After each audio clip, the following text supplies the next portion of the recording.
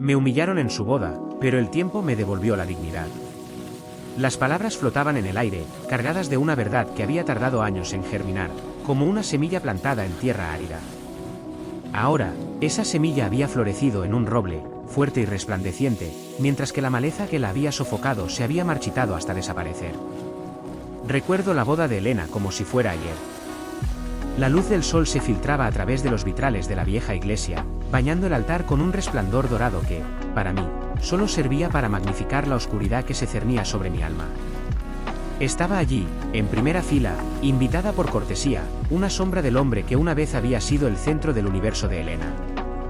Mi asiento era un recordatorio constante de mi fracaso, un pedestal para mi humillación. ¿Ella? Elena. La mujer que una vez juró amarme para siempre, ahora se dirigió hacia un futuro con otro hombre. Y no cualquier otro hombre. Era Ricardo, el príncipe azul de las revistas, el heredero de una fortuna que eclipsaba cualquier pretensión modesta. En su círculo social, yo era la nota discordante, el estudiante becado, el artista soñador, el hombre que no poseía el pedigrí ni el capital que Elena, o más bien su familia, consideraba digno de ella. La ceremonia transcurría con una solemnidad que me resultaba casi obscena. Cada palabra del sacerdote resonaba en mi interior como un martillazo, desmoronando los cimientos de mi autoestima. Cuando llegó el momento de los votos, mi garganta se secó. Observé a Elena, su vestido blanco inmaculado, su sonrisa radiante, y vi en sus ojos una chispa que ya no me pertenece. Pero el verdadero golpe, el que me dejó sin aliento y con el sabor amargo de la derrota en la boca, llegó durante la recepción. Me habían asignado un lugar en una mesa lejana, casi en la periferia de la celebración. Fue mientras intentaba disimular mi incomodidad, sorbiendo un champán de calidad mediocre, que escuché las risas, los susurros, y finalmente, una voz resonante, la de Ricardo, que decidió hacer una broma a costa mía. Y ahora, damas y caballeros, había anunciado con un tono jactancioso, alzado el micrófono. Quiero dedicar este brindis a un amigo, bueno, a un antiguo amigo de mi querida Elena. El señor que una vez intentó conquistarla con poemas y promesas vacías. Un hombre admirable por su persistencia, supongo. Aunque, francamente, creo que Elena merecía algo más sustancioso. La sala estalló en carcajadas. Miradas curiosas se clavaron en mí. Sentí el calor subir por mi cuello hasta mi rostro, una vergüenza abrasadora que me hizo querer desaparecer. Elena, a mi lado, se limitó a sonreír, una sonrisa educada, pero ausente de emoción. No me defendió. No me miró con compasión. Solo continuó su baile con Ricardo, ajena al torbellino de humillación que se había desatado. Me levanté. No pude soportarlo más. La dignidad, esa fina capa que me protegía del mundo, se había resquebrajado. Salí de la fiesta, dejando atrás la música, las risas y el eco de mi propia vergüenza.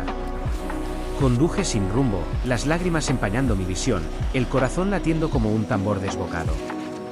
Esa noche, juré que nunca más permitiría que nadie me hiciera sentir tan pequeño, tan insignificante.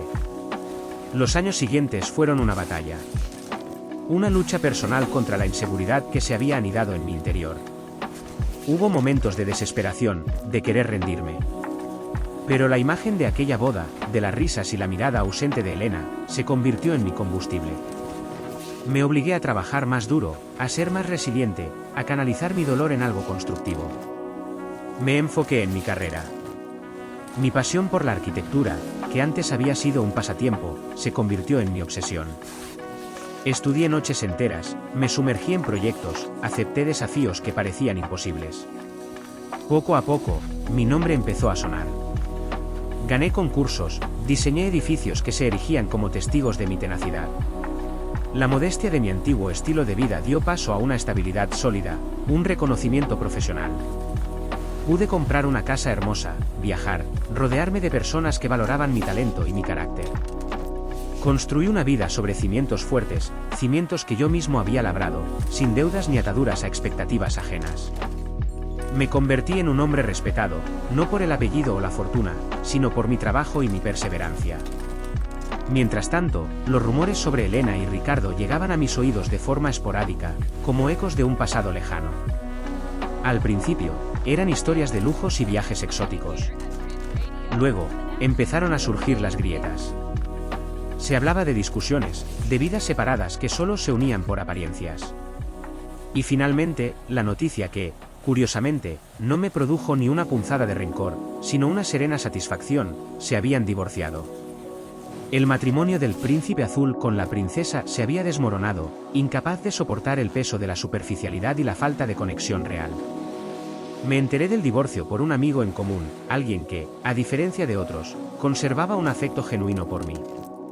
Elena se ha divorciado, ¿sabías?, me preguntó casualmente durante un café. Yo me encogí de hombros. Me da igual, respondió con sinceridad. Y era la verdad. El resentimiento se había evaporado hacía tiempo, reemplazado por una indiferencia serena. Un día cualquiera de otoño, mientras revisaba unos planos en mi estudio, sonó el teléfono. Un número desconocido. Dudé en contestar, pero algo me impulsó a hacerlo. Hola, dije. Una voz familiar, pero teñida de una melancolía desconocida, respondió. David. Me quedé en silencio. Reconocí la cadencia, la suavidad que me había cautivado años atrás. Era Elena. Elena, musité, sorprendió. Hacía años que no escuchaba su voz. Sí, soy yo, respondió con una risa tensa. Es un poco incómodo, lo sé. Pero no sabía a quién más llamar. ¿Qué te trae por aquí?, preguntó, intentando mantener un tono neutral. Necesito hablar contigo, dijo, su voz temblando ligeramente. ¿Podríamos vernos? Solo un momento. Te invitamos a un café, lo que quieras. La curiosidad, más que cualquier otro sentimiento, me picó. Accedí. Acordamos vernos en una cafetería discreta, lejos de los lugares que ella frecuentaba en su antigua vida. Cuando la vi entrar, sentí una punzada fugaz, casi imperceptible. Seguía siendo hermosa, pero había una suavidad en su mirada, una sombra de cansancio que antes no existía. Se sentó frente a mí, sus manos apretando la taza de café como si fuera su única ancla. Gracias por venir, David, dijo, mirándome a los ojos. Era la primera vez en años que sus ojos se encontraban con los míos sin la barrera del protocolo o la indiferencia. No hay de qué, respondió. Dime qué pasa. Empezó a hablar. Habló de su matrimonio, de la soledad que la había envuelto a pesar de estar rodeada de gente. De cómo Ricardo, en el fondo, era tan superficial como su mundo. De cómo las promesas de grandeza se habían desvanecido, dejando solo un vacío abrumador. Me di cuenta, dijo, su voz quebrándose, de que todo lo que me vendieron como mejor era, en realidad, una ilusión. Un espejismo. Y yo me dejé engañar. Hizo una pausa, tragó saliva. David, continuó, mirándome con una súplica silenciosa, te he extrañado. Extraño tu esencia. Tu autenticidad. Extraño al David que me veía, que me amaba por quien era, no por quien aparentaba ser. La confesión flotó en el aire, pesada de arrepentimiento y nostalgia. Y entonces, llegó el golpe de gracia, el que confirmó la justicia poética que había guiado mi vida. Quería saber si aún hay alguna posibilidad, susurró, sus ojos llenos de lágrimas. Sí, si todavía me recuerdas, si sientes algo, si hay una mínima oportunidad de que volvamos a intentarlo. La tentación de rebobinar el tiempo, de revertir aquella humillación, de aceptar de nuevo a la Elena que me había despreciado, era fuerte. El orgullo herido, el deseo de venganza, de verla arrastrarse a mis pies, era un murmullo seductor en mi mente. Pero entonces, recordé el brillo en los ojos de Ricardo esa noche, la risa cruel, la indiferencia de Elena. Recordé el sabor amargo de la derrota. Me incliné un poco hacia adelante, mi voz firme y clara. Elena, dije, sintiendo la fuerza que me recorría, la fuerza de años de trabajo y superación. Recuerdo perfectamente aquella boda. Recuerdo tu mirada. Recuerdo las risas. La vi jadear. Y sí, continuó, con una sonrisa serena, te he extrañado. Extraño a la chica con la que soñaba despierto, con la que quería construir un futuro. Pero esa chica, ya no existe. Sus ojos se llenaron de lágrimas. David, por favor. El David que tú despreciaste, Elena, se fue esa noche. Y en su lugar, se levantó alguien nuevo. Alguien que aprendió a valorarse a sí mismo, que construyó su propio imperio de dignidad. Alguien que ya no necesita la validación de nadie, y mucho menos de alguien que una vez me descartó por parecer menos, punto. Me levanté de la silla.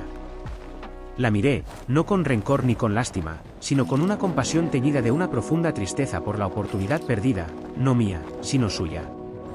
Tienes una vida hermosa, Elena. La construyes tú misma. Y yo tengo la mía. Y estoy muy feliz con ella. Le dedicó una última sonrisa, una sonrisa que no contenía ni ápice de resentimiento, sino la satisfacción de la victoria silenciosa. Adiós, Elena. Salí de la cafetería, dejando atrás el eco de sus lágrimas y la sombra de lo que pudo haber sido. El sol de la tarde me bañó con una luz cálida, la misma luz que una vez me había humillado. Ahora, esa luz me recibía, me celebraba. Me humillaron en su boda, pero el tiempo me devolvió la dignidad. Y esa, Elena, es una recompensa mucho más valiosa que cualquier fortuna. Es la certeza de que, a veces, el mayor acto de amor propio es el de decir adiós, y seguir adelante, construyendo un futuro donde la grandeza se mide no por lo que se posee, sino por quién se llega a ser.